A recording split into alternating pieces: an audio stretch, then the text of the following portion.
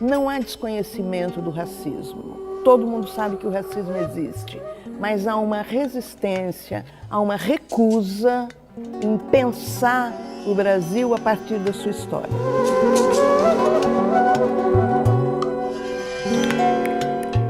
Porque, historicamente, a nossa relação de dominação, de expropriação das terras, de genocídio. Foram 500 anos de massacre, de racismo, preconceito e que continua ainda. Quer dizer, práticas que vão reproduzir, em última análise, esse processo de gênese da violência estrutural que formou a identidade latino-americana e que tem como base a anulação direta e real da vontade do outro. Ao mesmo tempo que esta outra população chegava como mão de obra, como trabalhador escravo. Cada 10 anos da história do Brasil, 7 anos foram vividos sob o regime de escravidão. Cerca de 100 etnias negro-africanas que foram trazidas durante aqueles 3 séculos e meio. Não é possível pensar o Brasil se a gente não pensar que ele foi fundado na violência, fundamentalmente na violência contra negros e indígenas. Entre o extermínio absoluto e a sutil colonização cotidiana que a gente dá nos mais diferentes passos e olhares, existe toda uma gama de coisas. E a psicologia, infelizmente, já foi e ainda é usada para essas formas de controle social.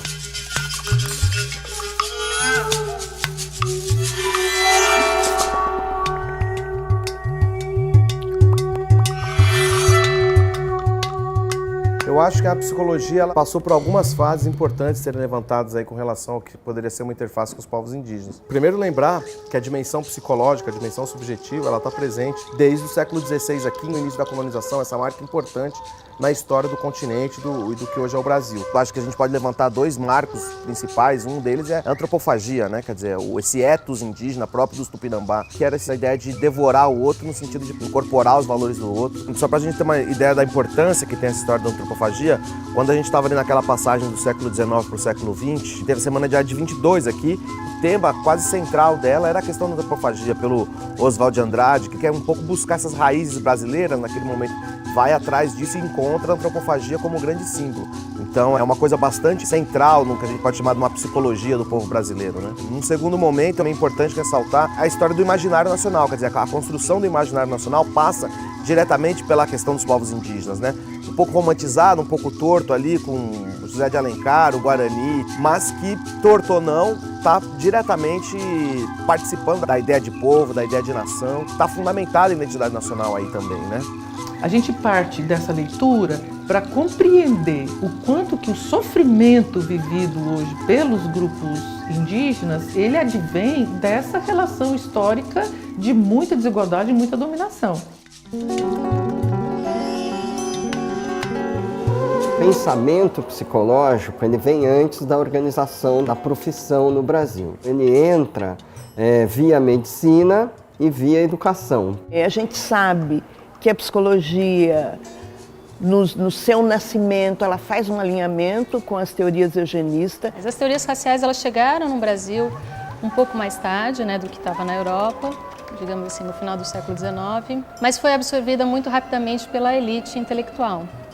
Era o momento do fim da escravidão. A abolição ela acontece a partir de uma lei com 2 artigos que diz que está abolida a escravidão no país. Segundo artigo que revoga as leis anteriores, mas nada foi feito naquele momento para que a população negra fosse inserida na população brasileira como um todo. A boa parte dos intelectuais da época começaram a se apropriar das teorias raciais para justificar a fixidez, a não mobilidade entre as classes, né? Há na ideia de raça biológica um determinismo, né? Uma não possibilidade de superação. Então pensa-se que tem humanos inferiores e humanos superiores e isso é uma construção biológica. Uma figura expoente desse final do século XIX vai ser o médico Raimundo Nina Rodrigues. Ele vai desenvolver uma série de estudos, né, onde de alguma forma ele vai estabelecer uma associação entre determinadas características étnico-raciais e determinados problemas sociais, né? Como, por exemplo, criminalidade, degenerescência da população. A psicologia se utilizou desse saber científico para se constituir como uma ciência, no sentido de fazer testes que mediam a inteligência, testes de classificação emocional. Trabalhava com a psicometria, com a medição dos crânios, justificando as diferenças e as desigualdades sociais por causa desses parâmetros psicométricos. Mas o Nina Rodrigues, ele também vai ser fundamental para fazer aquilo que a gente chama que é subjetivar o negro, né? Porque até antes dele, o negro não tinha subjetividade, vamos chamar assim. Se tratava da massa negra, né? Se tratava de um contingente de ex-escravos. A miscigenação seria aquilo de mais repudiado na teoria eugênica.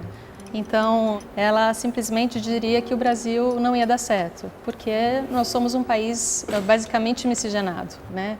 Então, como eles fizeram? Eles pegaram e disseram, não, a miscigenação não é tão ruim assim, contanto que o país se torne um país de brancos. E aí a imigração europeia, né, que o Brasil faz então acordos bilaterais e atrai, né, imigrantes europeus e depois japoneses e depois do Oriente Médio, em função, né, de uma perspectiva, né, de embranquecimento dessa sociedade. Tinha uma intenção, né, uma intenção ideológica, né, de quem eram as pessoas que deveriam compor esse país.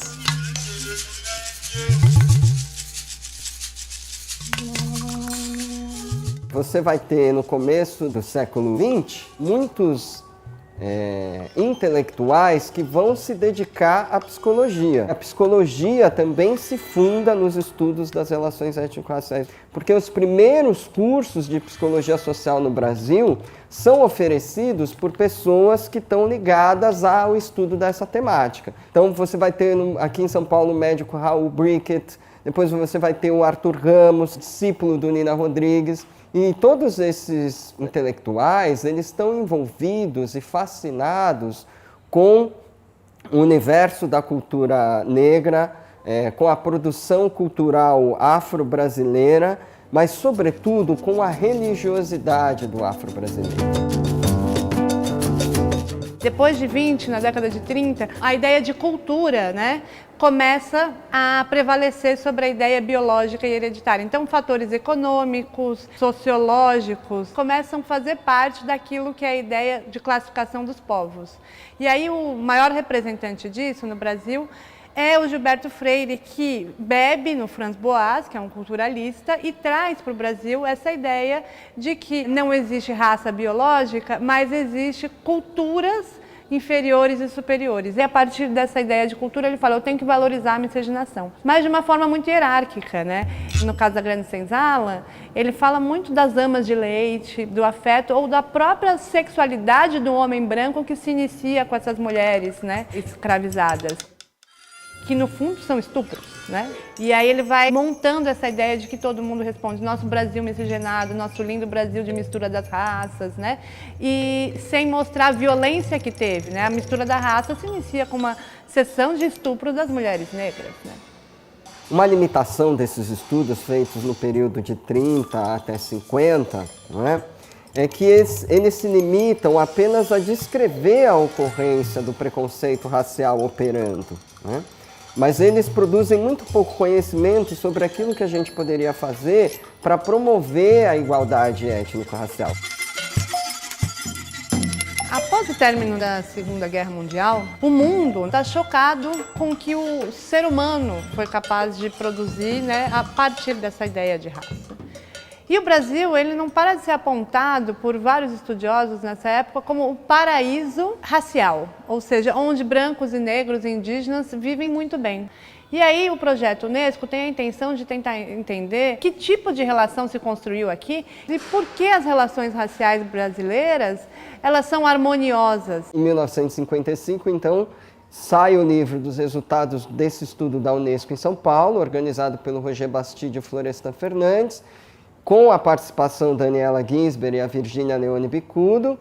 A surpresa é que nenhum dos pesquisadores do Projeto Unesco conseguiu dizer que havia harmonia racial.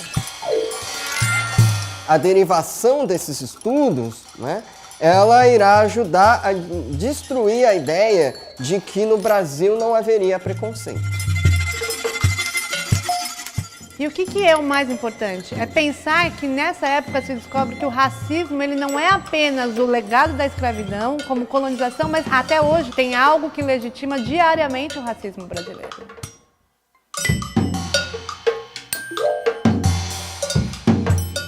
Os estudos de interculturalidade, eles vão tentar compreender, ainda mais na psicologia, que forma que acontecem as relações entre grupos diferentes culturalmente. Quando que se dá de forma violenta, quando que a hierarquia vai mostrar uma diferença de posições na sociedade, não tem uma romantização que haveria atrás da palavra multicultural. Na PUC de São Paulo, nós temos a psicóloga Daniela Ginsberg, que vem, né, e funda na pós-graduação em Psicologia Social e começa os estudos interculturais no Brasil, e o professor Arrigo Angelini na Universidade de São Paulo. E posteriormente, no final dos anos 70, em 79, a gente tem a publicação da Introdução à Psicologia Intercultural do professor Geraldo José de Paiva. Um momento importante para ser ressaltado é quando a psicologia se aproxima das questões indígenas enquanto profissão mesmo, né? Que é um momento que a gente pode ali localizar, talvez entre os anos 60, entrando nos anos 70, é a psicologia que vai entrar um pouco nesse campo do que a gente pode chamar do conhecimento da espiritualidade dos povos indígenas. Porque a espiritualidade, ela sempre foi tabu para a psicologia. Sendo que para os indígenas, reflete a centralidade da concepção de mundo e de homem. Então, psicólogos que vão se utilizar de técnicas e de metodologias que remetem diretamente à matriz espiritual, ao cotidiano ritual dos povos indígenas. Uma outra utilização importante é com a linha da psicologia analítica, que vai utilizar muito dos mitos indígenas.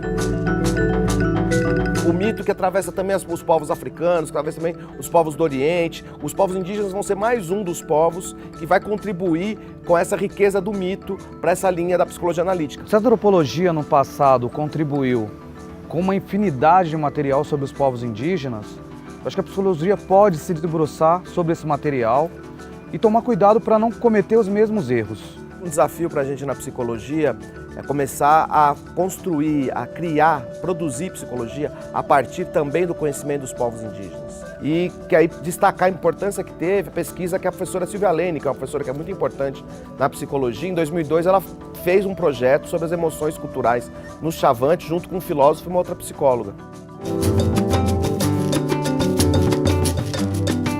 Olhando numa linha do tempo, então, você vai ter só a partir da década de 90, com os estudos da professora Iraí Carone, da professora Maria Aparecida Bento, da professora Edith Pisa, um giro nesses estudos que vai começar a investigar o tema da branquitude, a identidade étnico-racial da pessoa de cor de pele branca. Um livro sobre branquitude, ele começa a se desenhar na minha cabeça quando eu estava fazendo o meu mestrado e lia muito sobre o que Florestan Fernandes escreveu, e ele diz que a escravidão deformou a personalidade do negro, mas ele não fala nada sobre a personalidade do branco. Assim, mas o Florestan Fernandes, ele é bárbaro, ele é um dos intelectuais que a gente mais respeita. E eu me perguntava como é que ele não se atentou, não escreveu sobre a deformação da personalidade do branco. Porque se a escravidão deforma a personalidade do negro, imagina a do branco que foi escravizador.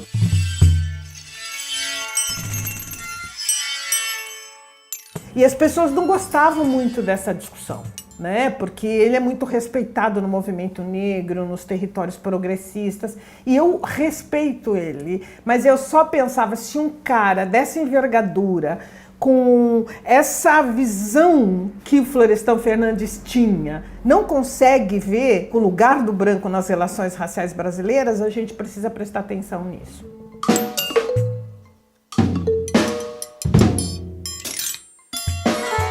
O que se deve ter em vista é que a branquitude ela aparece como forma de perceber o mundo. Logo, isso também aparece na ciência psicológica.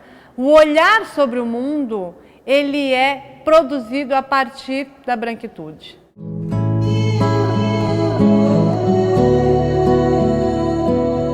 Em tempos mais contemporâneos, o sistema Conselhos de Psicologia rapidamente respondeu a esta demanda colocada pela sociedade de pensar as relações étnico-raciais e se organizou, produziu conhecimento, produziu normativas e portarias para lidar com isso. Um momento importante foi quando a Comissão Nacional de Direitos Humanos, coordenada por Marcos Vinícius de Oliveira, pautou a questão racial e a discriminação racial. A nossa orientação política foi de discutir a subjetivação do preconceito na forma de sofrimento, o que gerou uma das campanhas mais bonitas do Conselho Federal em todos os tempos. A chamada dela era o preconceito racial humilha, a humilhação social faz sofrer. Esse foi o primeiro tema de campanha de direitos humanos da entidade, que trabalhada nacionalmente, foi também trabalhada então no CRP de São Paulo. A gente fazia eventos e manifestações para garantir publicidade para aquela nossa campanha.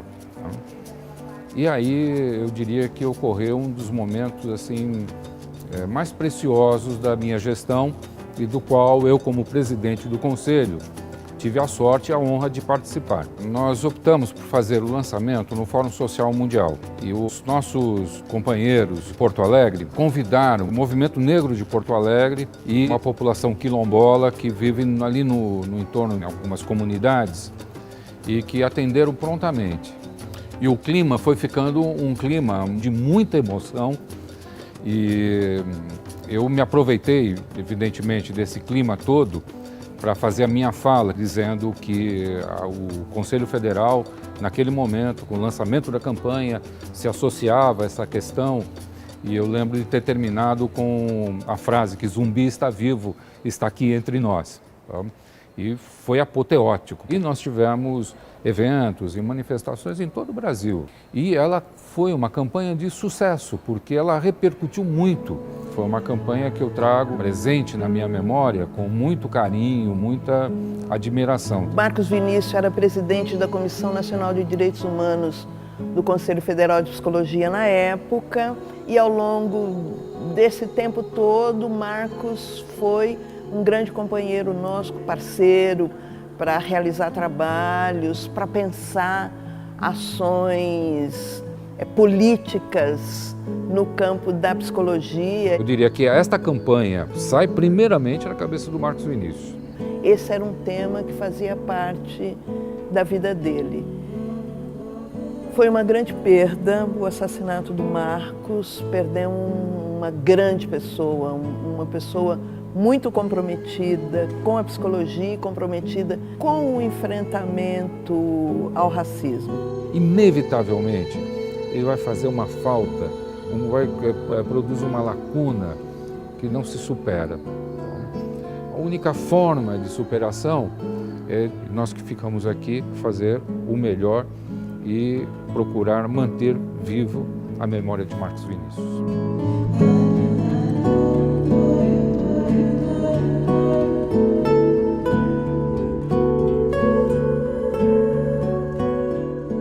Depois que a campanha foi aprovada, o representante do CRP de Brasília, Edmar Carusca, me procura e diz: Jesus, que tal a gente fazer o texto de uma resolução? Porque aí a gente amarra. Além de ter a campanha, a gente também tem uma resolução que possa orientar a categoria. E a gente, assim, fez o primeiro texto, ou o texto inicial dessa resolução 018, que foi encaminhada para o CFP e depois de trabalhada foi publicada ainda esse mesmo ano de 2002. Uma resolução importante que marca a necessidade como princípio ético da atuação profissional, o compromisso com o combate ao racismo, o enfrentamento ao racismo como um princípio ético do exercício profissional. De maneira bem sucinta, ela diz que o profissional da psicologia ele não pode nem promover o racismo, nem ser conivente com eles. Essa resolução para a maioria dos psicólogos, ela é desconhecida. Então, na realidade, a gente vem nos espaços de discussão ainda pautando o acesso da categoria a essa resolução.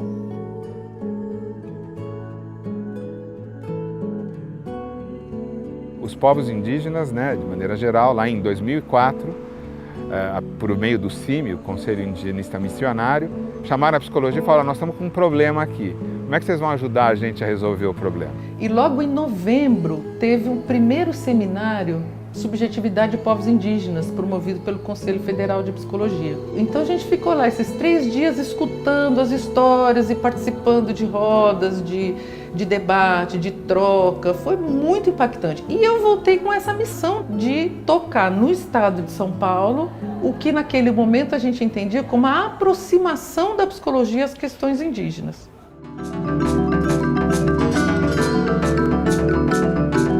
Então nós passamos um ano mandando cartas, tentando descobrir aonde existiam psicólogos. Apareceram 3, depois de um ano.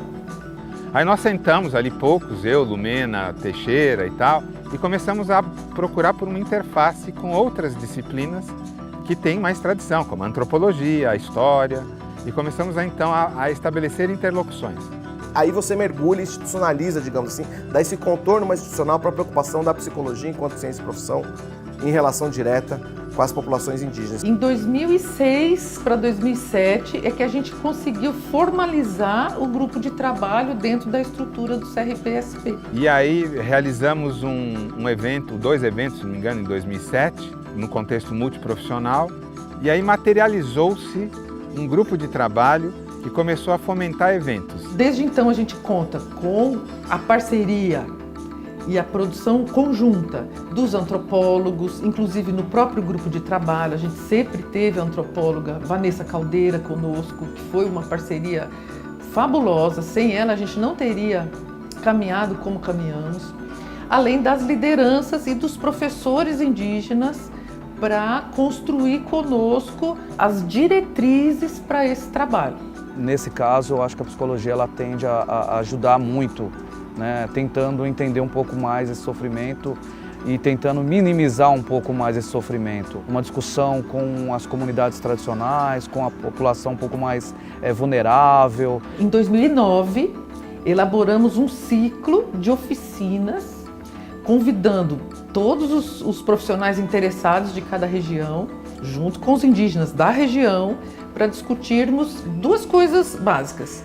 Qual o papel de cada um na constituição de uma rede de atenção à pessoa indígena e qual seria, na visão dos presentes, o papel do psicólogo nessa rede. Isso é um momento muito importante que culmina em 2010 com o lançamento de um livro, que é o livro Psicologia e Povos Indígenas, que traz contribuições muito importantes, onde eu destacaria a participação de diferentes profissionais e a participação de lideranças indígenas. Sempre em nossos eventos havia uma mesa em que estavam ali as lideranças indígenas para apresentar a sua interlocução, o seu entendimento, suas necessidades. Esse livro ele foi construído por 500 pessoas, porque foram todos os participantes das oficinas. Em 2010, a gente retorna a essas regiões, apresentando o livro, fazendo o lançamento, a distribuição. É um marco importantíssimo, eu diria assim, um divisor de águas, fundamental, é a participação da Valdelice Veron, uma líder, uma mulher maravilhosa, guerreira do povo Guarani Kaiowá, na nossa mostra de 50 anos da psicologia em 2012. Essa homenagem não é só para mim. Essa homenagem também são para as pessoas, para os caciques, que tombaram na luta pela sobrevivência, que tombaram na luta pela vida do povo indígena Guarani Kaiowá no Mato Grosso do Sul. E hoje nós estamos construindo um diálogo intercultural, um diálogo de conhecimento junto com a psicologia. A partir desse momento, a gente entende que a psicologia deve estar ao lado dos povos em luta por território, não só dos povos indígenas, como de todos os povos em luta por território. Se no primeiro momento a gente teve como referência aquelas demandas iniciais dos indígenas aldeados, no decorrer do processo, a gente foi incluindo também as demandas dos indígenas em contexto urbano. Eu, como articulador dentro da cidade de São Paulo, percebo que muitas vezes, né, a gente acaba sendo um emigrante dentro do próprio país. É como se você estivesse chegando para um país que não é seu.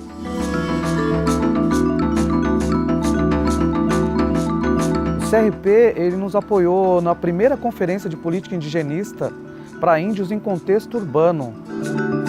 Isso é um fator a ser destacado porque no imaginário social o indígena é aquele que está lá na aldeia, né? Só que existem problemáticas importantíssimas e um número considerável de indígenas em contexto urbano. Existem índios vivendo na cidade em decorrência de muitos processos históricos. Migração, retirada dos territórios tradicionais, perseguição política e muitas outras questões.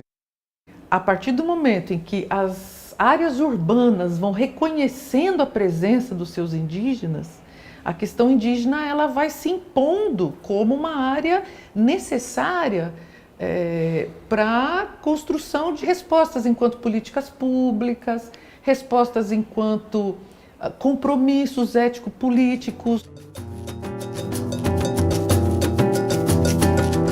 Ainda quando éramos um grupo candidato à gestão do CRP em 2013, nós acho que começamos a pensar e a refletir sobre como essa gestão ia tratar ou contribuir para que a psicologia avançasse em relação a essa temática. A gente tinha uma história de produção de algumas contribuições dos conselhos de psicologia em torno da questão racial, mas uma avaliação de que essa temática era tratada de forma pontual, naquele momento, em diálogo com o movimento negro, em diálogo com um grupo de psicólogas e psicólogos negros que vinham tratando também dessa temática, que tratam historicamente dessa temática.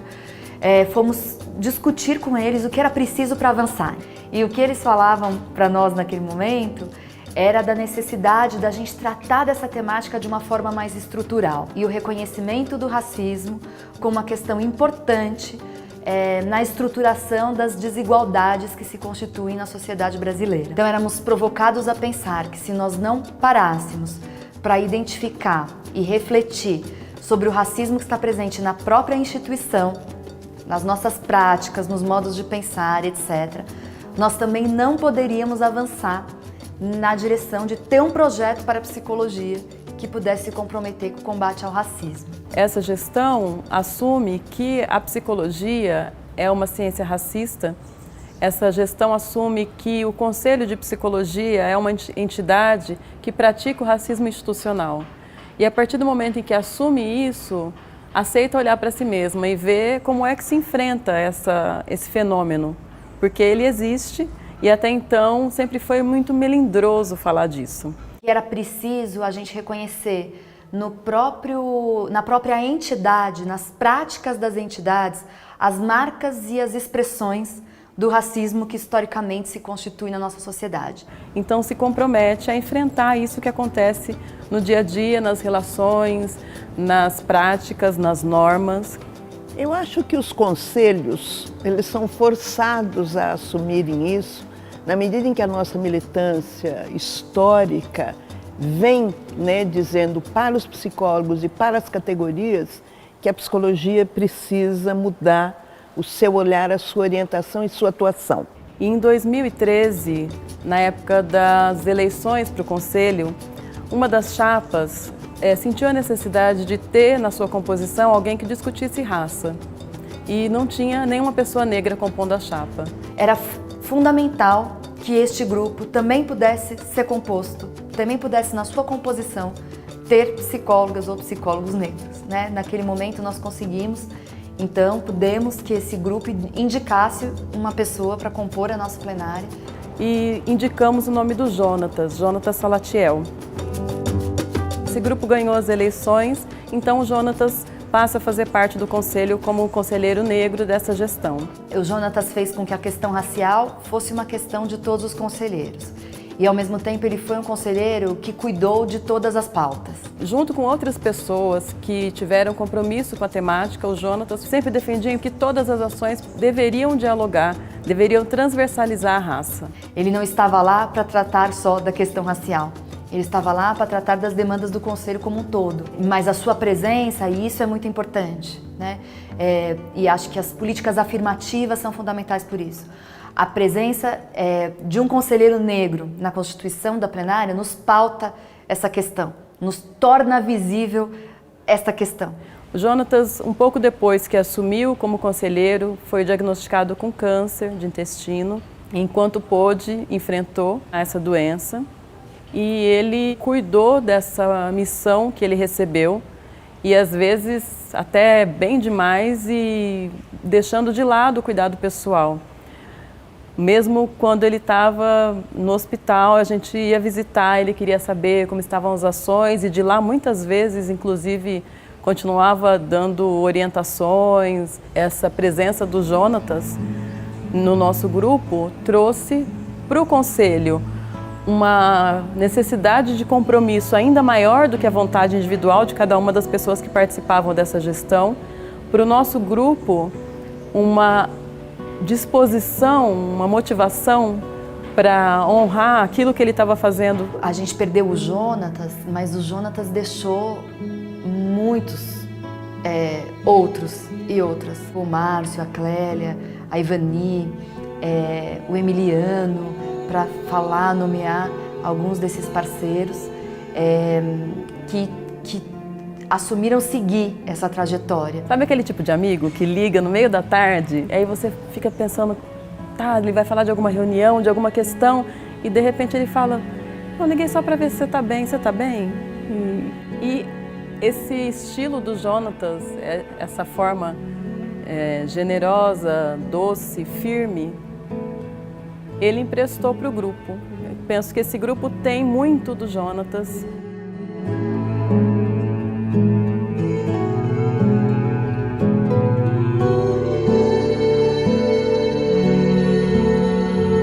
Ao lado de vários núcleos temáticos que trabalham temáticas como a educação, a saúde, o trabalho, sexualidade e gênero, nós decidimos constituir um núcleo que chamamos Núcleo Terra, Raça e Etnia, com a ideia de ter então um coletivo de gestores, conselheiros e colaboradores do CRP de São Paulo, especialmente voltado a essa temática, e que pudesse não só promover ações em relação à questão racial, mas provocar os outros coletivos e outros núcleos do CRP a trabalhar essa questão. Era a gente poder não só tratar da questão racial como uma questão ao lado das outras questões da psicologia ou da sociedade, mas tratar o racismo como uma questão transversal a todas as questões da psicologia, a todas as questões que, em sendo questões que preocupam a sociedade, devem preocupar também a psicologia. Nós estamos aqui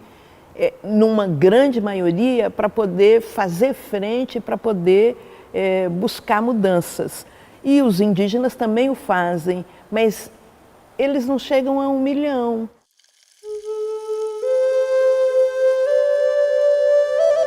Num país que tem mais de 200 milhões de pessoas. Tem grupos como os Camaiorá, por exemplo, são 400 pessoas. Né? Quer dizer, são grupos que têm a sua cultura totalmente preservada e um grupo muito pequeno, e que conflitua com outros grupos indígenas. Então não há uma unidade indígena, né? Então o nascimento do núcleo foi um entendimento pelo CRP São Paulo de que isso é preciso cuidar também dessas convergências juntamente com essas diferenças e de maneira absolutamente central, é muito importante ressaltar isso, em diálogo direto, ombreado com os movimentos sociais, tanto os movimentos sociais indígenas, quanto os movimentos sociais do campo e o movimento negro de maneira geral. E talvez seja este lugar que nós ocupamos, uma possibilidade de manutenção do diálogo existente entre a ciência e essas diferentes culturas. Uma psicologia que quer trabalhar e quer contribuir com a garantia de direitos à população indígena e que quer garantir também à população negra esta garantia de direitos no horizonte de uma sociedade igualitária, democrática, precisa reconhecer especificidades desses dois campos. E o CRP de São Paulo, por exemplo, tem feito campanhas em discussões novas, né? A gente vinha discutindo o aspecto clínico por muito tempo. A psicologia, a gente fez algumas discussões no campo do debate sobre a violência policial. A gente fez algumas discussões sobre atuação de profissionais em áreas e essa temática como horizonte, para fazer com que a gente efetivamente enfrente esse fenômeno que traz problemas para todos, brancos, negros, indígenas, enfim, todos nós.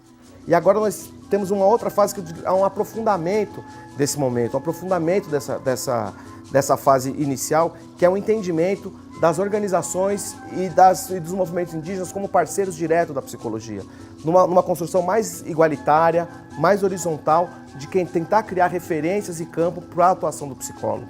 A psicologia, na perspectiva do Conselho, do trabalho que a gente vem fazendo, é uma psicologia que se alia aos direitos humanos e às lutas ético-políticas de todo e qualquer grupo em desvantagem social. Nós tínhamos recém lançado um livro que chamava Verdade é Revolucionária e que era um livro onde a psicologia também reconhecia a necessidade do direito à história, à memória, e com isso denunciava os impactos da violência de Estado. E pretendíamos então seguir com a violência de Estado como um tema importante, um tema central da nossa então campanha de direitos humanos, que vai trabalhar a violência de Estado nas suas várias formas, né, pegando as instituições que reproduzem violência de Estado, pegando diferentes práticas de cuidado que promovidas, na verdade, reproduzem violência de Estado. Antes de nós lançarmos a campanha de direitos humanos, nós fizemos debates sobre a questão do genocídio da população negra. Esse debate, inclusive, resulta em um caderno temático que é lançado ainda no início da gestão, que dispara o tema. E quando, então, nós lançamos, um ano e pouco depois, a campanha, ela já tinha um acúmulo dessa discussão que foi essencial para a constituição, para o alinhamento da campanha neste momento. Vamos também construindo ao longo da gestão ações em parceria com a AMPSINEP, que é a Associação Nacional de Psicólogas e Psicólogos Negros. Realizamos um evento histórico no Conselho, em apoio à AMPSINEP, um evento muito cheio que discutia racismo, homofobia, um evento que as pessoas não cabiam no auditório, então elas estavam na recepção assistindo pelo computador o evento que estava acontecendo ali embaixo. E que para nós foi algo muito significativo, porque a nossa sociedade, a categoria, tende a não aderir à discussão da temática sobre a questão racial. E a gente tem percebido cada vez mais um envolvimento da categoria quando nós pautamos a temática racial. Um deles que eu gostaria de destacar foi um evento que realizamos no final do ano passado, em agosto, chamado Discriminações e Sofrimento Psíquico, trazendo o link do racismo, da homofobia e do sexismo na vida das pessoas. Foi um evento que teve muito sucesso, uma grande participação da categoria, da sociedade, dos estudantes. A partir desse evento, alguns estudantes começaram a se organizar para cobrar das suas instituições de ensino alguma disciplina que faça essa discussão. Nos nossos encontros, já ocorreu de recebermos estudantes de algumas universidades que estão concluindo a graduação em psicologia e percebem o racismo dentro do atendimento quando eles vão estagiar e se sentem desamparados por não ter teoria que ampare, que discuta. Quando nós pensamos em formar psicólogos para lidar com essa realidade complexa que é a realidade brasileira, nós temos que ver que para falar das questões indígenas, das questões africanas, nós temos poucas pessoas preparadas para isso. Nós temos que incentivar um preparo de agentes capazes de realizar essa tarefa. Uma mulher estava sendo atendida por um estagiário de psicologia e ela chega a relatar para ele: olha, não consigo falar do meu racismo para você porque você é um homem branco. Quando essa situação, esse relato foi levado para a sala de aula para discutir com professores, entender como que poderia proceder esse atendimento, o professor teve uma análise dizendo que quem era racista era a moça, a mulher negra que não conseguia conversar com o estagiário de psicologia branco.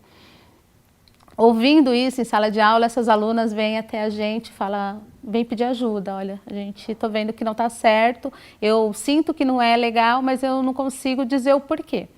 Então, levamos para a sala de aula uma discussão que diz da pessoa que não consegue falar do racismo para uma pessoa branca, ela está denunciando um grau de sofrimento tão amplo que faz com que ela congele, que ela não consiga mais interagir com as pessoas. E isso não necessariamente significa que essa pessoa seja racista.